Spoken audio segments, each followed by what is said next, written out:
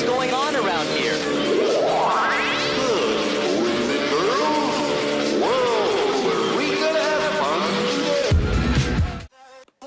Et yop les bros, c'est Rico et on se retrouve pour du Dofus SH PVM.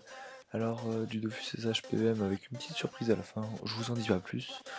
Alors aujourd'hui on va commencer par un fractal, donc je peux pas bien parler fort, c'est 1h du matin, donc j'avais envie de vous sortir la vidéo pour demain matin, pour que les nouvelles soient bien fraîches. Donc le fractal, on était parti sur les succès, je sais plus, c'était il faut pas rester à côté d'un allié, etc. Donc la particularité du fractal, c'est que en fait c'est chiant parce que l'aiguille tourne dans un sens, donc quand c'est dans le sens horaire vous pouvez taper, quand c'est dans le sens anti-horaire vous pouvez, ça soigne, tous les dégâts infligés soignent, donc voilà, ça c'est chiant.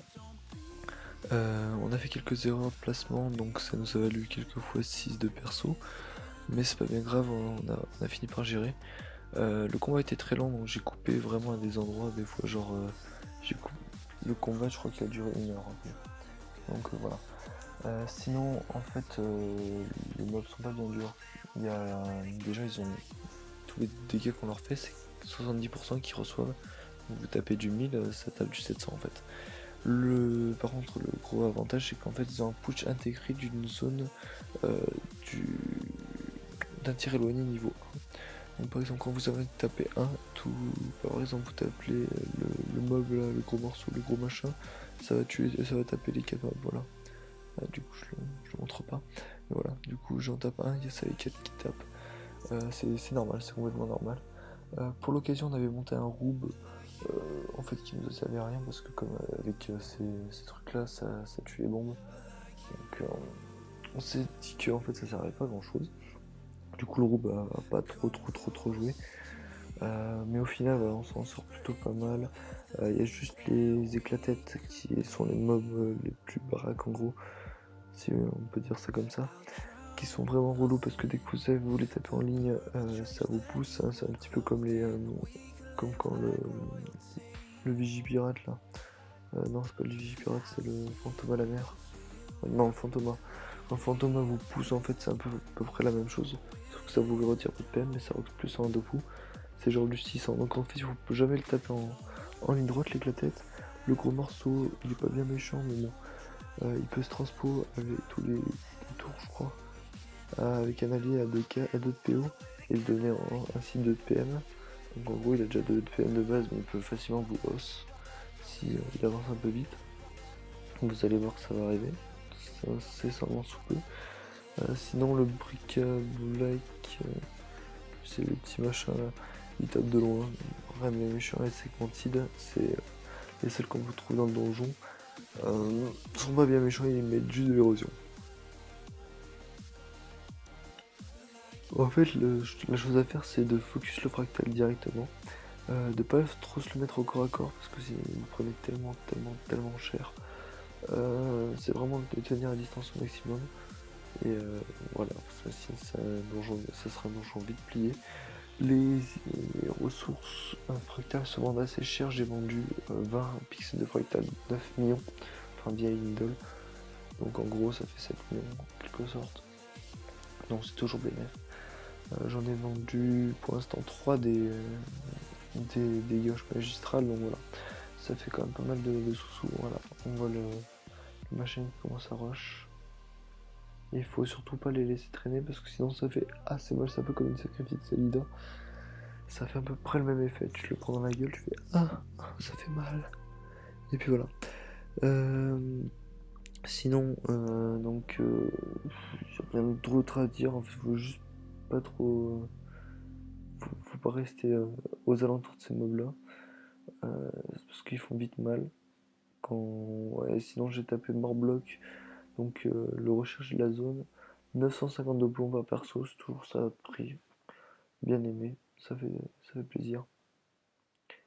Donc je vais couper ici, puis on se retrouve après pour une autre partie du fractal. À tout à l'heure. Et donc là on se retrouve à la fin de la 5ème vague. Donc c'était Loza réinvoque les 2 persos qui étaient morts. Je crois que c'était Zobal et Eni, je crois, je sais plus. Ouais, sûrement ça. Et donc voilà, on finit full. Pas trop de soucis pour ça, voilà, on tape dans les portails. Faut vraiment faire gaffe à son érosion parce que Segmented fout 20% d'érosion. C'est assez chiant. Donc il faudra bien focus si jamais vous avez peur de mourir avec l'érosion. Sinon les briques à black sont vraiment les plus chiants, là. Les gros trucs baraques c'est les plus chiants. Tapez-les en diagonale. Et sinon, voilà, pas grand chose de plus à dire. Le donjon est pas très dur en soi. Le rush non plus. Le rush est très simple, le donjon. Puis ça c'est safe. La zone est sympa, le pex, ça va. Le pex c'est pas ouf, mais pas mal. Mais la zone est assez safe, on va dire. Et voilà, c'est rien de plus à dire. Sinon, côté des mobs dans la zone, c'est toujours pareil. Il y a des maps qui sont pas trop mal pour les taper. Donc, je vous conseille une team quand même de CM2 pour vraiment gérer ça facilement. Parce que les persos niveau 120, c'est très tendu pour les gérer. Et donc voilà, on finit ce petit fractal tranquillement. Voilà. Boum. C'est dommage, pas de. Donc déjà il n'y a pas de mort et puis pas de challenge, pas de succès. Vraiment le fractal basique, pas terrible. Donc voilà. J'avais pris Faker pour BNF et puis hop. Là on est parti sur le Cory. Alors le Cory, je vous rappelle qu'on est mort la dernière fois, enfin moi Cotimer était mort la dernière fois au Cory. Vraiment un truc assez technique, le Cory c'est assez chaud. Alors donc pour bien commenter je vais mettre en plein écran, donc voilà. Le Yop, on a directement poussé le Cory pour pas se faire emmerder. Et le but en fait c'est de caler le Cory dans un coin pour pas qu'il nous fasse chier. Donc on a vu la motte, on a fait wow, bénéfice. Donc là hop c'est parti, on a commencé à full boost, plastron, tac tac tac, on a enchaîné. On a vu le Cory, une petite opportunité, hop, on l'a calé. Et là du coup on la lock avec la motte. Donc du coup le Cory qui ne tapera plus et du coup en fait notre but c'est de faire le succès mystique sur le coriandre. Déjà en fait de passer le coriandre on a dû au début, puis on s'est dit pourquoi pas tenter. Donc voilà.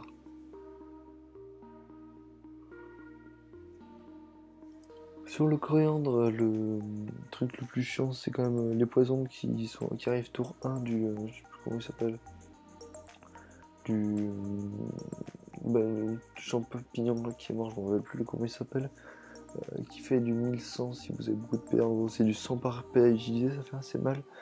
La meilleure qui tape en zone, franchement ce qui fait le plus mal c'est quand même le fistulor.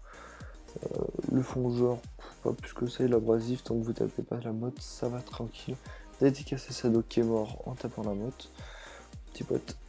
Sinon, le donjon en lui-même n'est pas très compliqué, il faut juste du placement.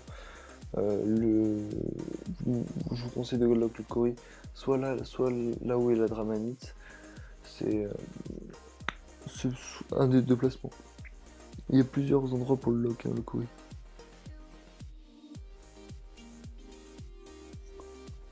Sinon, donc là, boum, on commence à défoncer un petit peu le Cory. On n'a pas fait de challenge parce que le challenge était un peu relou et surtout qu'on pouvait pas faire le main propre. Le main propre on l'aurait bien fait, mais bon, avec la mirulette, c'était pas bien possible. On aurait un petit peu évité.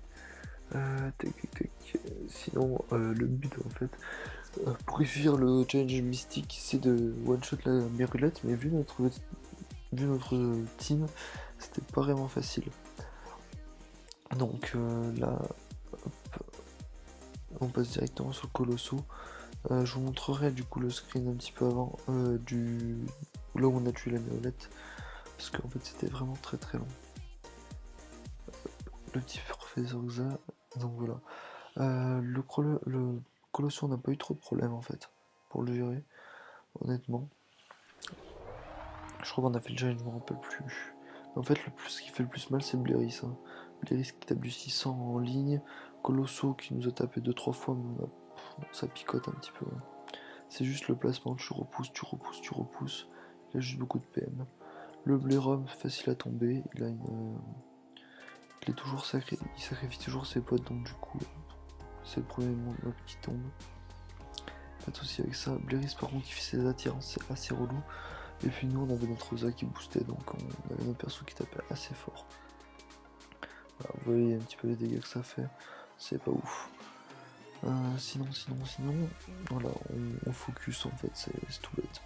Tout bête.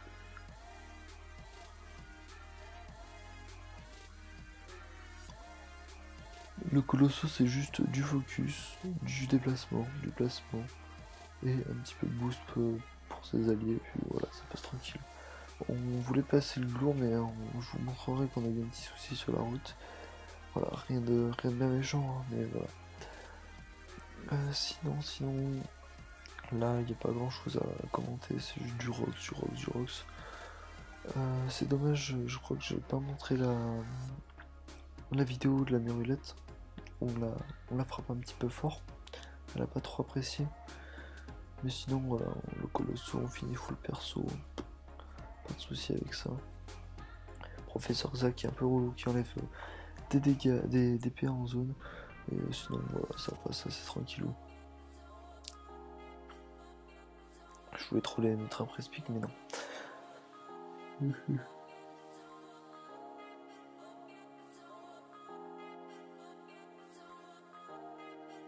Voilà, donc du coup, hop, le Colosso il soigne quand même du 600 en attirant. C'est comme un peu un crapper, on va dire. Voilà, donc rien de plus à craindre dessus. Il est pas très gênant.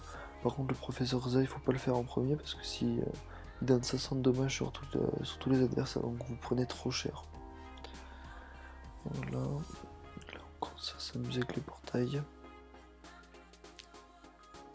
Hop, petit coco, hop, les coups de dague qui sont assez sympatoches. Donc là, voilà, c'est juste du bourrinage. Rien de bien méchant. Un petit peu de placement, voilà. L'héliotrope qui était juste là pour placer. Hein. Hop, le professeur Zach qui réinvoque. Allez, c'est parti, boum boum, on défonce tout. Et on envoie ça au Feka qui tape. Et voilà, c'est bientôt fini le combat. Tac. Donc là, voilà, rien bien ouf. Juste, on pousse le Colosso, on renvoie, on remet dans la glyphe, on tape, on renvoie, tac, c'est juste des allers-retours. Puis le debuff qui est pas trop compliqué. Donc du coup, je vais couper ici, et puis donc, on se retrouve donc vraiment à la fin du Colosso. Voilà, on tape un petit clap coco, tac, et voilà, c'est fini, on a fini le Colosso, facile. Et là, on enchaîne sur la petite surprise. La petite surprise honnête, c'est qu'on a eu un petit problème. On a laissé l'obsidian à un point de vie. On a mis une glyphe pour le finir. On s'est dit, la glyphe finie. Et on a complètement oublié la moflette qui soignait au cac. Donc qui a soigné du 200 ou du 250. On a tapé du 200 à la glyphe. Et il restait 50 points de vie à l'opsi. Il nous a tapé 1200 sur deux ou trois persos. Et comme ça on arrive au 5ème tour, il y a la poignette qui a pété, boum, 2 persos en moins. Et donc du coup, voilà, c'est le x6 les bros. Voilà, la PVM qui est morte, et du coup on va partir sur bonne base avec mon co-teamer et on se décourage pas. À l'heure où je vous parle, on a déjà commencé à re-up la PVM avec des nouvelles classes. On a laissé tomber l'héliotrope, le Feka, etc. Et donc du coup les gars, je vous souhaite une bonne journée, une bonne soirée. Et du coup on se retrouvera plus tard pour ça. Juste pour mentionner, on a été récup mais on nous a pas rendu. Donc voilà, c'est pas bien grave. Hein. Il y a toujours des crevards, c'est pas bien grave. Je passe après. Donc du coup là j'espère que vous allez passer de bonnes vacances les gars. Que vous avez bien profité du soleil, etc. Moi je vais bientôt partir en vacances dans le sud. Voilà. Allez, on se laisse sur ça. Ciao les bros, c'était Rico. Et yo les bros, c'est Rico et on se retrouve sur cette belle coco à moins des 1000. Et ça va les gars, j'espère que vous allez bien. C'est parti pour le premier épisode PVM